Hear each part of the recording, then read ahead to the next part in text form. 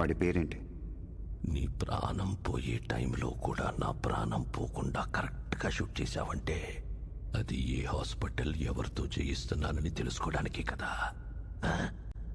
ఒక జీవిని మరో జీవి చంపడం తప్పు కాదు, అదే నేచర్. అందుకే దేవుడు ఒక జీవికి ఆహారంగా ఇంకో జీవిని సృష్టించాడు.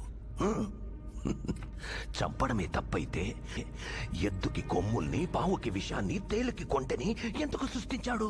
కానీ ఆ కొమ్ముల్ని, విషాన్ని మనుషులకి ఇవ్వలేదుగా. మెదడు, మనిషికి మెదడుంది కదా. బలవంతుడే బతకగలడు. బలహీనులందరూ కలిసి వాళ్ళని వాళ్ళు కాపాడుకోవడానికి చేసుకున్నదే చట్టం. జింకని చంపితే శిక్ష, మేకని చంపితే శిక్ష లేదు. జింకలు తక్కువగా ఉన్నాయి, మేకలు ఎక్కువగా ఉన్నాయి. ఎక్కువగా ఉండడం మేకలు తప్ప.